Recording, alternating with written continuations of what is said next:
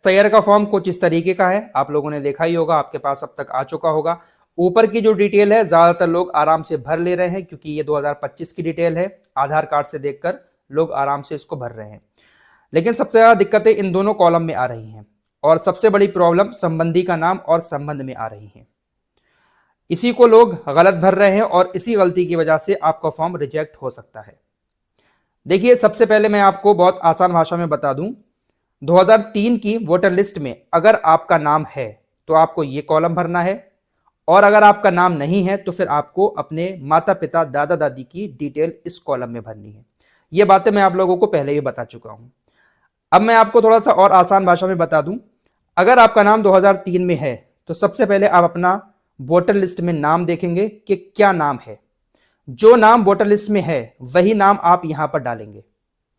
अगर आपका नाम वोटर लिस्ट में गलत है तो आप वही गलत नाम यहां पर डालेंगे। ये नहीं कि आपका अभी का नाम सही है आधार कार्ड में या किसी चीज में, वो डालें। जो 2003 की वोटर लिस्ट में है वो नाम आप यहां पर डालेंगे। उसके बाद वही ईपीआईसी नंबर डालेंगे जो मैं आपको बता चुका हूं। 2003 की वोटर लिस्ट में लास्ट में होगा ईपीआईसी नंबर, वो आप यहां पर डालेंगे। अब संबंधी का नाम, अगर आप पुरुष हैं तो आप अपने पिताजी का नाम यहां पर डालेंगे। जो 2003 की वोटर लिस्ट होगी उस वोटर लिस्ट में संबंधी का नाम आगे पुरुष के पिताजी का नाम लिखा होगा, तो आप अपने यहां पर पिताजी का नाम डालेंगे, संबंध में डालेंगे पिता, फिर आपका जो जिला है वो जिला डालेंगे। अब यहां पर भी कुछ लोग काफी परेशान हो रहे हैं कि पहले वो दूसरे जिले में रहते थे, अब वो किसी दूसरे जिले में रह रहे हैं। तो आप 2003 में जिस जिले में रहते थे आपको उसी जिले का नाम डालना है। जैसे पहले आप बरेली रहते थे, अब रहते हैं किसी दूसरे जिले में, तो बरेली का ही नाम यहां पर पड़ेगा। राज्य का नाम उत्तर प्रदेश, मध्य प्रदेश, राजस्थान जो भी है वो आप यहां पर डालेंगे। विधानसभा निर्वाचन क्षेत्र का नाम, यहां पर भी आपको 2003 की ही डिटेल डालनी है। आप अब किसी और विधानसभा में पहुंच गए हैं तो अब की डिटेल नहीं डालनी है, बल्कि पुरानी 2003 की ही डालनी है, क्योंकि ये जो कॉलम है ये अब का नहीं है, ये 2003 के कॉलम हैं। यहां पर जो संख्या लिखनी है वो भी 2003 की वोटर लिस्ट से देख के लिखनी है, यहां पर भी, यहां पर भी।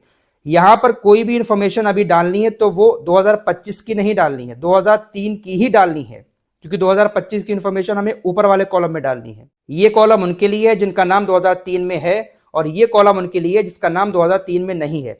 अगर आपका नाम 2003 में नहीं है, आपके पापा का, आपकी मम्मी का, आपके दादा दादी का अगर नाम है तो आप यहां पर डाल सकते हैं।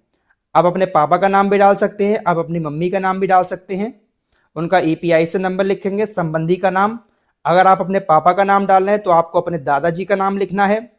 अगर आप अपनी मम्मी का नाम डाल रहे हैं और उनका वोट 2003 में आपके पापा के साथ मिलकर बना हुआ है तो आप अपने पापा का नाम यहां पर डालेंगे।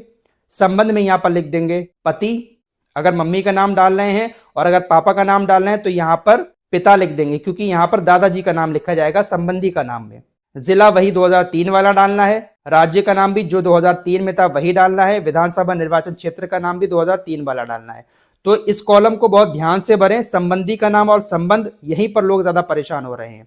अब जो शादीशुदा महिलाएं हैं उनको क्या करना है, अगर 2003 में आपका वोट है तो आप अपना नाम यहां पर लिखेंगी, ईपीआईसी नंबर। संबंधी के नाम में आप अपने हस्बैंड का नाम लिखें, संबंध यहां पर पति लिखें।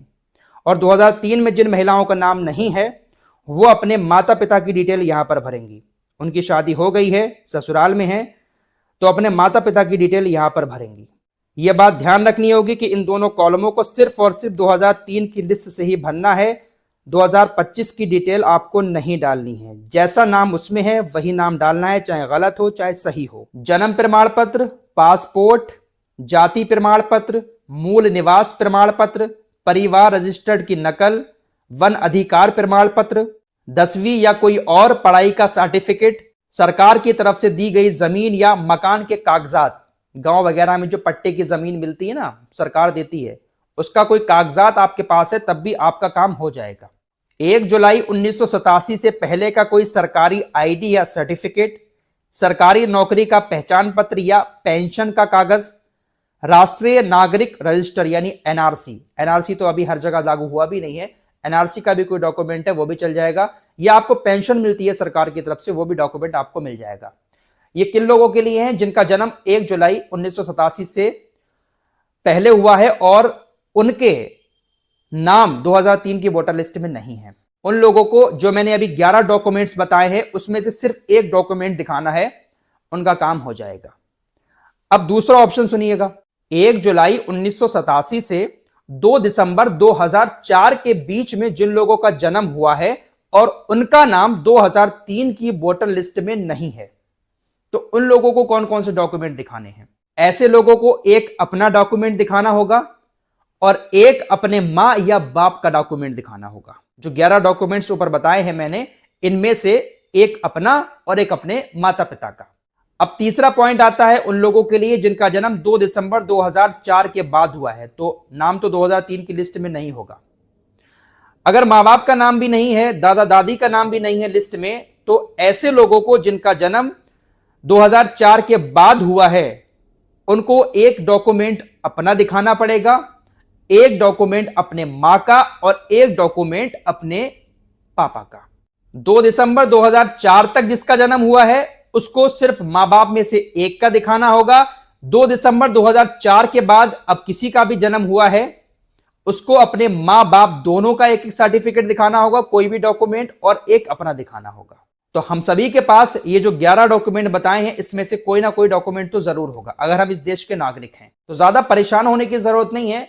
अगर आपके नीचे के दोनों कॉलम रह भी जाते हैं तो आप घबराएं ना, परेशान ना हो, आपका वोट नहीं कटेगा आप अगर ठीक से समझदारी से काम लेंगे। 2002-2003 की लिस्ट में नाम नहीं है किसी का भी घर में, आप दोनों कॉलम छोड़कर फॉर्म जमा कर दें, लेकिन जमा जरूर करें। फॉर्म जमा नहीं करेंगे तो दिक्कत आएगी, फॉर्म जमा जरूर करें। नोटिस आएगा, डॉक्यूमेंट मांगे जाएंगे, जन्म प्रमाण पत्र दिखा दें, निवास प्रमाण पत्र हो, जाति प्रमाण पत्र हो, पासपोर्ट हो, पेंशन के कागज हो, जमीन जो सरकार देती है, मकान देती है, उसके कोई कागज हो, एक कागज दिखा दें, काम चल जाएगा।